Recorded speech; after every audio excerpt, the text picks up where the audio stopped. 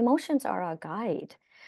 They're our trusted guides. So when emotions that someone is experiencing connects with the emotions of the poem, there is a moment where something transforms. So we tap into that. We learn something about ourselves. Now, if you think about that in a group setting, um, someone sees you in that moment, recognizes that emotion in you, and supports you. Uh, Suddenly, you're visible. You see that. You understand yourself better. Another episode of the Speak Real podcast, sharing one-on-one conversations. We believe that storytelling is the best way to empower youth and give them the platform to find their voices. Presented by YouthSpeak. Youth experience, youth voice, youth empowered. All right. Hello, everybody. Welcome to the YouthSpeak podcast. I'm your host today, Carson. And before we jump into this, thank you so much, TD Bank Group, for partnering with us on our IG Lives and YouthSpeak podcast episodes. And with that out the way, I want to introduce you to our guest, Sana Muji. Am I pronouncing your name correctly? Sana Muji, yes. Awesome. It's wonderful to meet you. Let's start off with telling the audience a bit about yourself. Yeah, thank you, Carson. So I'm an immigrant from Pakistan. I came to Canada in 1997, so it's been a long time. And I came in as an international student. I had a Bachelor of Commerce at that time, and 25 years ago, that wasn't accredited here. So I did another BA, a Bachelor of Arts in Creative Writing from York University. And I moved to New York later, and this was 2001, and I was working remotely, which, you know, for many of us has become familiar now after COVID, but that wasn't true at that time. And I felt quite isolated.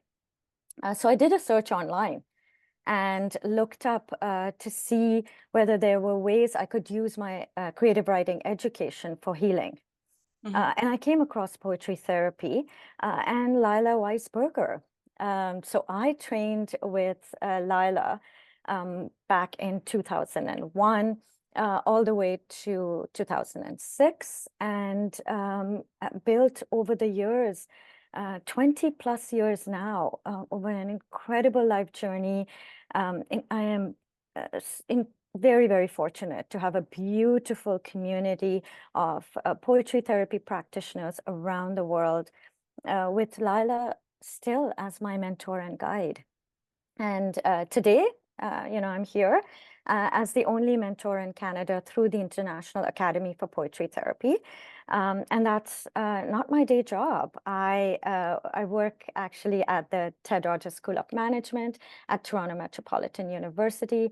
And my work there is very much integrated in the same way, building equitable communities and relationships that really nurture a deep sense of belonging. I'm also a mom of 2 young adults. I am also a life and wellness coach. And I deeply just believe that we all have an innate ability to really discover our own unique gifts, and that we all learn over the course of our lives how to live those gifts. So that's it about me. Wow, that's really cool. I don't know if you know, but I was extremely encouraged to host this episode because I also do poetry. Oh, that's Um, amazing. yeah, so I was quite surprised. I've never heard of poetry therapy practitioners before. So, do you mind sharing what is a poetry therapy practitioner? Absolutely. And before I do that, I think it's helpful to talk about poetry therapy itself a little bit. And, just to clarify also, I think a lot of people hear the word therapy and think of a licensed clinician. And in this case, that's not true always. For many of us, we are not, including myself, we're not licensed clinicians. And for many years, poetry has been used more of an adjunct therapy, but never, if certainly when we're not licensed clinicians, we make it very clear that it's never a replacement for any medical or clinical treatment that anyone would be undergoing at any time. But having said that, most people also best understand poetry therapy from the perspective of creative arts therapies. So you're more likely to have heard about art therapy or music therapy or dance therapy. But then we forget that most of us also experience what I call a close cousin of poetry therapy, which is bibliotherapy. So when you connect with a particular line in a book you're reading, you're deeply engrossed in it and it really moves you. You connect to lyrics of a song. You have this moment when words shift inside, something inside. Yeah. That's part of a therapeutic process, connecting with ourselves and our deepest emotions. So if you think from that perspective, what poetry therapy practitioners do is really we intentionally guide participants through the steps. How do you enter poems that may be difficult? We've all grown up in poetry in an academic setting. Not always easy to enter that space. So what we create is, a safe space, but also what I prefer to call a brave space, where someone finds the courage, is encouraged to explore their emotions. And emotions are our guide. They're our trusted guides. So when emotions that someone is experiencing connects with the emotions of the poem, there is a moment where something transforms. So we tap into that. We learn something about ourselves. Now, if you think about that in a group setting, someone sees you in that moment, recognizes that emotion in you, and supports you. Suddenly you're visible, you see that, you understand yourself better. And that is a moment where an active, something happens that allows you to make a positive change, take a positive step. All of this is really in 6 steps that we arrive at through the poetry therapy experience, really. Yeah, that's very interesting, especially the part where you bring up music and how lyrics and words can really just affect us so deeply. And I really resonate with that personally. I've been through many different experiences, which I talk about when I'm at bookings for YouthSpeak, where, I'm talking about these moments and I'm just remembering these songs that I gravitated towards during that time and the lines that really stuck out to me. And it really does have an impact on our lives, truly. And we constantly say it, you speak, your voice and your words have power. So I think that really lends to that point, how much words can definitely have power in these scenarios. Absolutely. The power is really important, and once you recognize it, it takes shape and you start to really see it, relate it in your own life and your ability to make changes accordingly. Exactly. Yeah, I really agree with that. So thank you for sharing that. I'm curious as to when and how poetry first piqued your interest and what led you to eventually becoming a poetry therapy practitioner.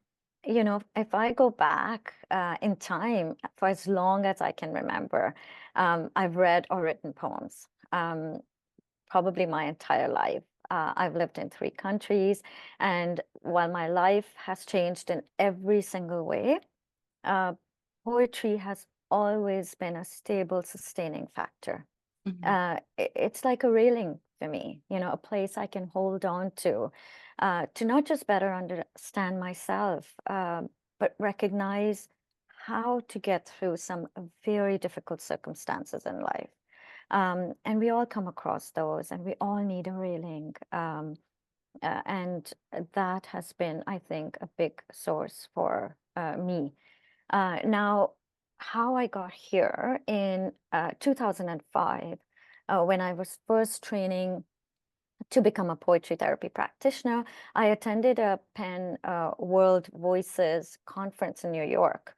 And the topic there was writing and catastrophe. And journalists from all over the world were invited to speak at the conference, and some had been prisoners of war themselves, and others had been, witness to it, some really difficult conditions. Carolyn MK, I recall this because it was such an inspiration for me and really a start of this. She's a journalist from Germany, and she read her own testimony as a witness to wars, and trauma in wars. And if I quote her, she said, nobody I have ever met in my assignments in the regions of crises of the world has ever asked me for direct practical help. But over and over again, people ask me, will you write this down? Will you tell the world what's going on here? And she went on to say that writing would be, Arachne's thread out of my own labyrinth of sadness. If you take a moment to think about that, Yeah. someone who does that, who thinks of how writing not just both connects for us, but how it can be a source, how we can be a source of helping someone else tell their story. So of course, for this, it raised a lot of questions for me about connecting my own practice of poetry therapy with the population of refugees who I know experience trauma. Of course, we know there's forced migration there, through persecution and being witness to so many atrocities. This was a group I had also not previously worked with. So when I moved back to Toronto as a poetry therapist in 2007, it was in the midst of a legal and political discourse about Bill C-31. Which would have the decisions and amendments that would change the fate of refugees. And this was back, quite a while back as well. But I just wanted to understand at that time how refugees who encounter these enormous hurdles to arrive safely into Canada are then met with further hurdles in order to remain safe and to become, settle here in Canada. So just having that Carolyn MK's permanent, residency, the testimony in that sense around how the residency of refugees and the process that they go through, I was very, very eager to both understand that, tying into another poet, Caroline Forche, who I really also deeply am inspired by, and who talks about witness poetry. Help me understand and ask the question, what is the consequence of untold stories? What really happens to the stories that emerge in the lives of these refugees when they arrive in Canada? And who is telling these stories? I couldn't, but they can. Yeah. They are the only ones who are the holders of these stories, and they have the lived experience. So I started, I wanted to do some research around this. And since there was no program here in 2008, I went back, to York, and there was an interdisciplinary program, and I could make my own program.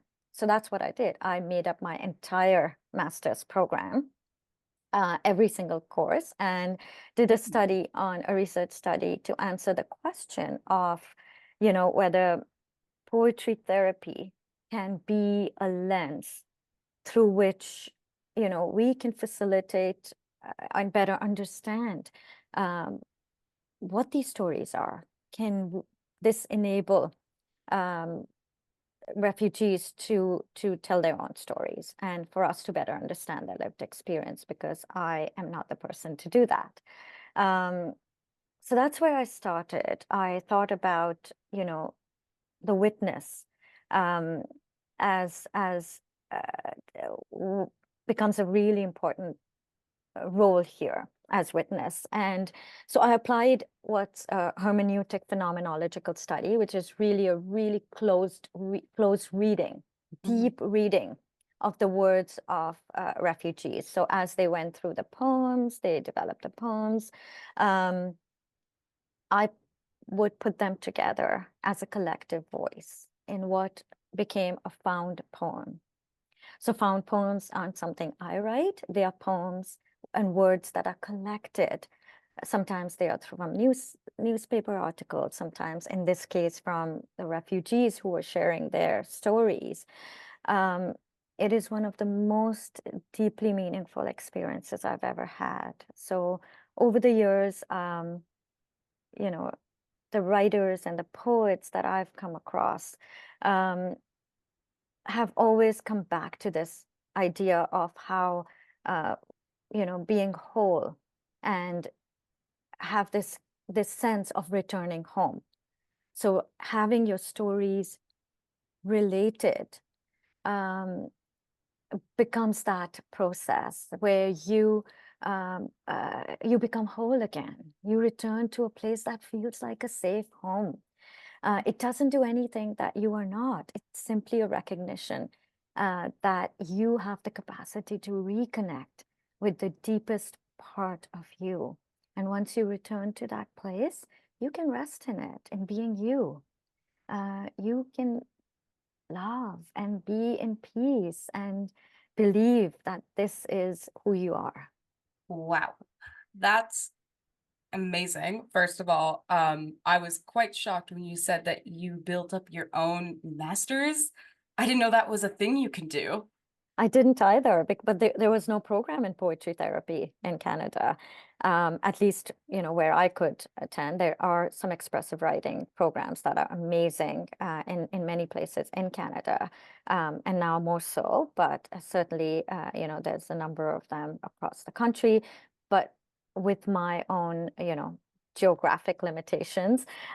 York happened to be the closest. They didn't have a program, but interdisciplinary studies was an option that I could combine 3 different disciplines into one. That's really cool. I think that that's something that's really great to share with anyone who might be going down the path of like therapies in general, and hearing that they can do something like that if there maybe is something more niche specific that isn't offered in post-secondary. I think that's a great piece of information for anyone watching to know about.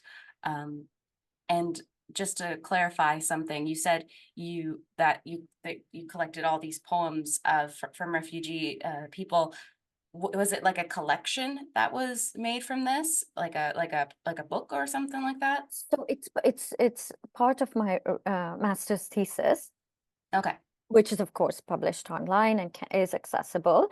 And what it has is really this, study with found poems that are split into the themes that emerge. So when I do a deep reading, there is the responses that emerged are divided into these themes that are very obvious. It becomes like a collective voice. And the themes that emerge are like home, faith in the future, dreams for their children, and all of those are turned into one large found poem. And it is their voices. They wrote these poems, but they're not identified. It's as part of the research study. It is all an aggregate, collective voice of all of the refugees that I worked with at that time. So I'm deeply grateful to them. It's their words. None of those are my words. Yeah, and I think that's wonderful that you were able to help them with, I guess the proper word here is curate that into the collective voice that was eventually put out into your thesis. I think that is wonderful. And I'm curious as to whether you are most interested in working with refugees, or if there's other populations that you're most interested in working with. I've worked with a number of different populations. So, refugees is one of them. This is the interesting thing about poetry therapy as well. The It's not one particular population. I've worked with new mothers, women in affordable housing, elementary schools students, university students, seniors, Holocaust survivors, visually impaired, and many, many more. So at any stage of my life, when I was volunteering, for example, for the Association of Visually Impaired, I would go to programs with them. It could be any group that I came across at different stage of my life. When I was a new mom, library, we would collect in a library together, all new moms. So I started a program there. It's just been a way that I felt created community. Mhm. And it really helped me.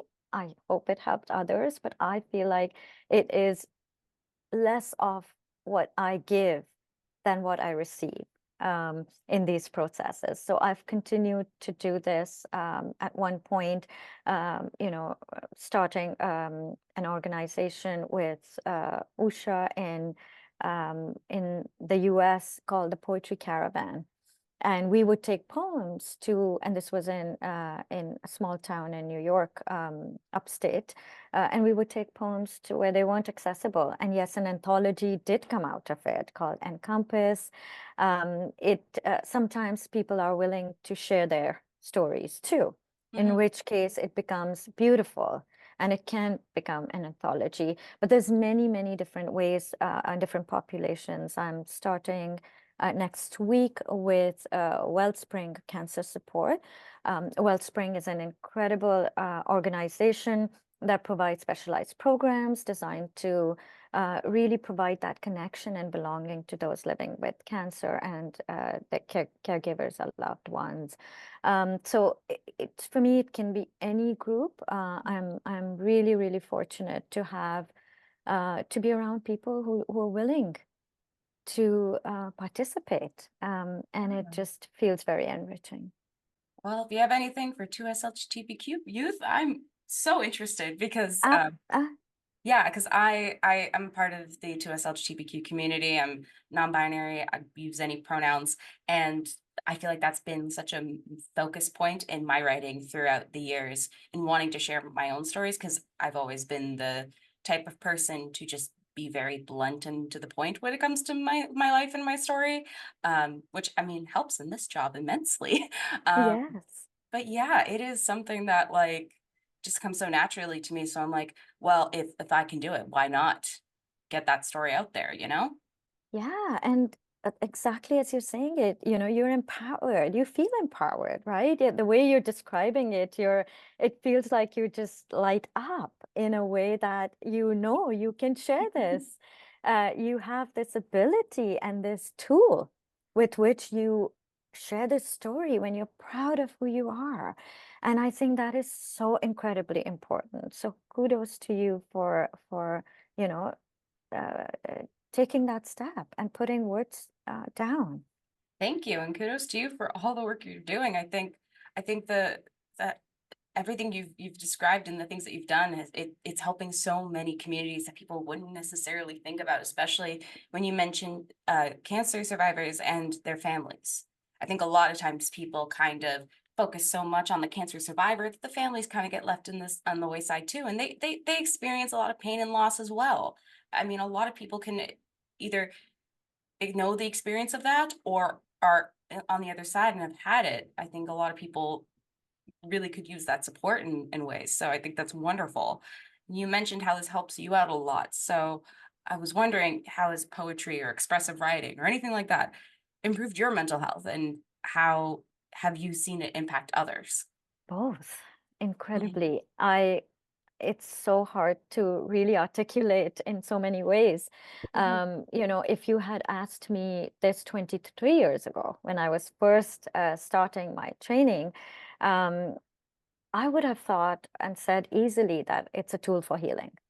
But today, having been fortunate to witness all of these people and to see how poetry contributes to individual wellness, I really have come to understand something slightly different in the sense that I recognize that one size doesn't fit all at all. Yeah.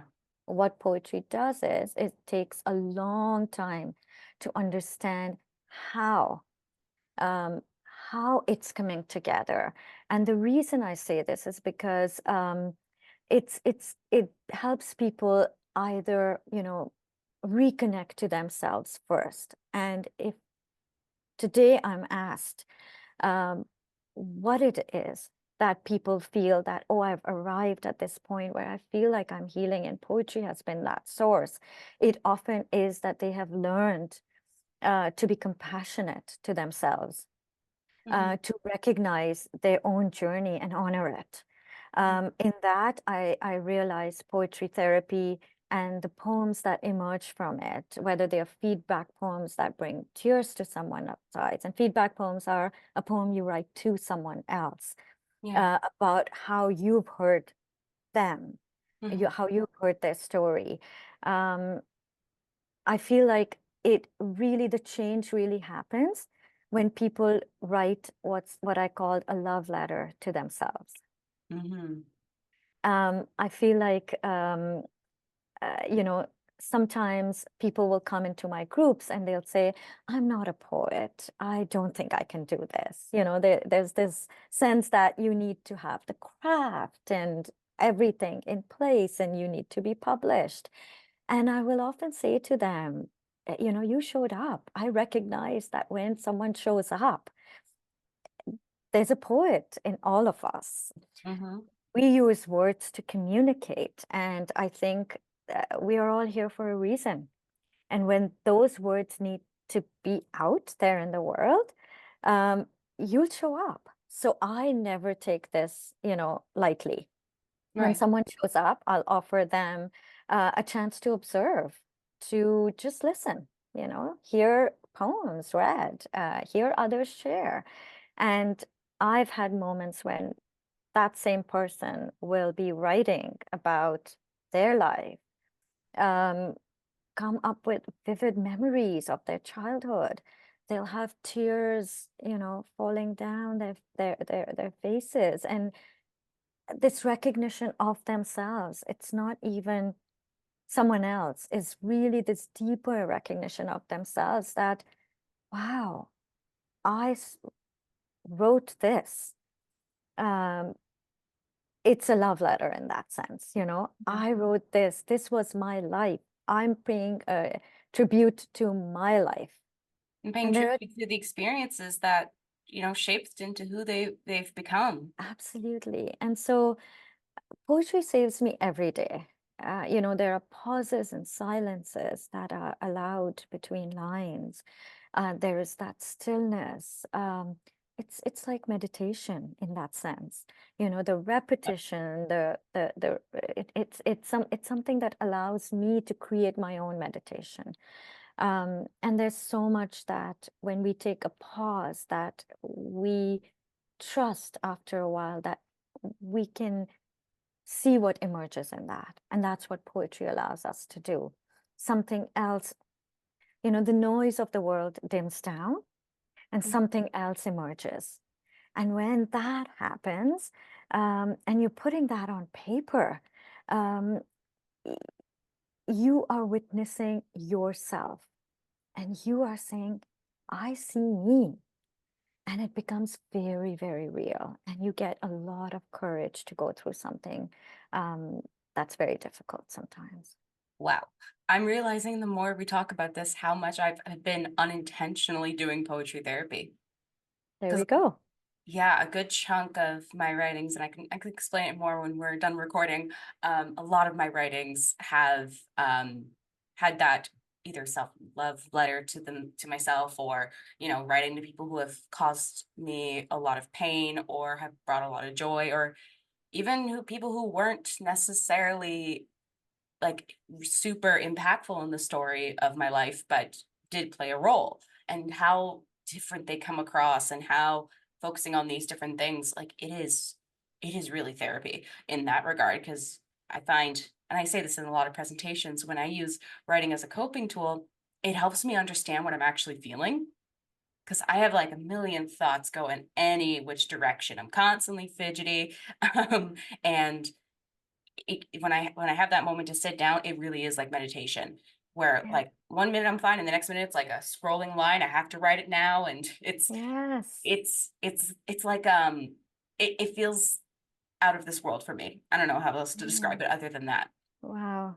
And I'm curious to see if you have any advice for someone who's interested in learning more about writing poetry as a coping tool. Yeah, absolutely. I think what's really important to recognize is that, um, listening to yourself is really important, but also putting aside everything that you have heard about poetry growing up, which is that it should be written a certain way.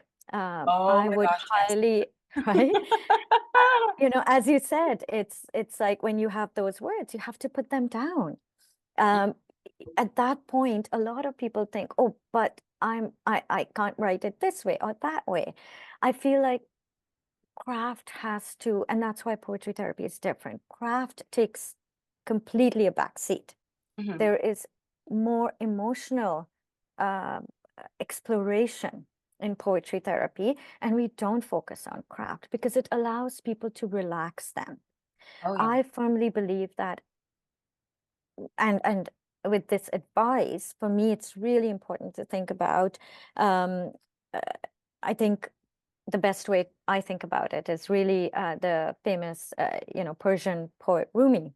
Mm, The quote from him is often, "What you seek is seeking you." And I heard that think, one. right, and when you seek wellness in that sense, ways to cope, um, these are some of the tools that you, as you said, when those words are coming in, trust that it's taking you somewhere, put that down. And also, I think it's a moment, it's so hard for people to realize how to move from head to heart. Today, we live in our heads so much. Um, I would highly encourage people to think for a moment, to move from head to heart and think, what is my heart telling me? Honor that. Honor your heart. Your I I always say when I don't know what to give advice to people, I'm like, follow your heart. And they're like, that's so basic and generic. I'm like, but it's true though.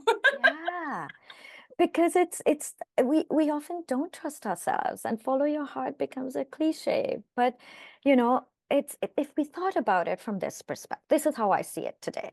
If we think about it from a perspective that you are the only one, I say this in my groups all the time, you are the only one who knows you. You are the only one who is having this experience in this world today. There is no one else on the planet, not a single person on the planet who is having your experience. Mhm. Honor that, write it down. Because what if we are all feeding in our information into a huge, think of this as an AI machine called life, and it energizes the world, and you're the only one who can input the data about you. No one else can do that. And your heart has that, share that. Um, as young people, particularly, uh, they're hard on themselves sometimes, and I often want to just say, it's okay. You just need to know yourself. Um, Write down 3 words each day, something that offers you grace, something that offers you compassion. Um, this is actually the only thing required in this world, Mhm. is that you honor your life. Um, there's a line from a poem, Love After Love by Denise Lavertov. And the last line of that poem is, feast on your life. It's a whole poem, literally, it's a love letter Mhm. about, taking photographs down from your life and sitting and feast on your life. So I would suggest, from a practical standpoint, I always use a template when I first start my programs. It's called Where I'm from George Ella Leon. And it literally has just blank spaces to fill in words. And And once you do, it becomes a story of your life. And you look at it and you think, wow, that's me? I had no idea, And then you're actually honoring yourself. You're starting fresh. You're seeing your life in a different way. And that's beautiful. So many thoughts, so many good feels and vibes, and I just want to write so much after this. I wanted to ask you this, if you feel comfortable with it, and if it makes you feel better, I can share something too. If you could share a poem with us. Absolutely. I have one of my absolute favorite poems. I think many people are familiar with this poem. It's Mary Oliver's Wild Geese. Mhm. Mary Oliver's Wild Geese. You do not have to be good. You do not have to walk on your knees for 100 miles through the desert repenting. You only have to let the soft animal of your body love what it loves. Tell me about despair, yours, and I will tell you mine. Meanwhile, the world goes on. Meanwhile, the sun and the clear pebbles of the rain are moving across the landscapes, over the prairies, and the deep trees, and the mountains, and the rivers. Meanwhile, the wild geese, high in the clean blue air, are heading home again. Whoever you are, no matter how lonely, the world offers itself to your imagination, calls to you like the wild geese, harsh and exciting, over and over, announcing your place in the family of things. Whoa. Wow, that is beautiful. Thank you for sharing that. And I also love ducks, and geese are kind of like ducks' cousins. So the fact that this was also focusing on Yeah. geese, even better. It's a beautiful poem, and it Beautiful. just, speaks to the poetry therapy process, which is trust yourself. This is an act of love. Being on this earth, you are love, and you get to write your story and honor that. You do not have to do anything else. Be kind to Yeah. yourself. Yeah, it's beautiful. And since I mentioned breaking up one, I'll read one too. I kind of wrote this at a pretty interesting time in my life where I was ironically just stuck in traffic and just really anxious. So I called it the chariot. Mm. I paused upon a cross, the chariot awaiting a signal. In hollow minds we pray for divinity and time. The signal turns green and the chariot proceeds, but once upon Hallows Eve, the fog brings to light the dream, reality. I made my way. I broke away. It seems like you have really polished that, but look at the contrast there. The fog and the light, we don't think about those things together often, right? Because things don't become clear in the fog. But you're talking about how things lift and go back, and what a poem of um, both moving forward and recognizing where you are. And I can't imagine that you just wrote it in a regular moment, experiencing something in life like the road, traffic. Yeah, like if all things like the traffic and like how that all was, I was running late to something and I had a lot going on in my head. This was around the time that I was really starting to be okay with a lot of things I had learned Mhm. pretty recently up to that point.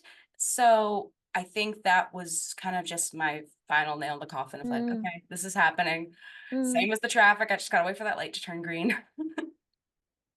That is so incredible. Thank you so much for sharing that. Thanks for allowing me to space to. And again, so our last question, where can our listeners connect with you? Yeah, absolutely. I'm on Instagram. It's a voice in verse. So VOICE in VERSE, voice in verse. Good username, And guys. there's a wordplay there. And my programs that I run, Poetry Circle once a month. And those programs are always on my website at poetryhealer.com. Beautiful. And we will have those links in the description of this episode. So if you want to check out Sana and see more of what she does, please, I encourage you to do so. I feel all the good vibes from her just on this call. So I I highly recommend her. Thank you so much for everything you've shared today. This has been a wonderful talk, and I'm probably going to write a lot tonight, just I based on hope everything so. I'm thinking. Yeah, and share it with me if you can. I would love to see more of your work. Of course, of course. And we also want to give a big thank you to TD Bank Group again for partnering with us on our IG Lives and You Speak podcast episodes. But with that out the way, I want to say thank you to everyone for watching. Subscribe to our YouTube channel if you're watching us there. And we will see you with another episode of the You Speak podcast very, very soon. Bye, guys. If you want to hear more stories, don't forget to subscribe, comment, and like. To support more youth by youth-led projects, visit us at youthspeak.ca, where you can donate and spread youth mental health awareness. YouthSpeak Charity. Speak, inspire, change.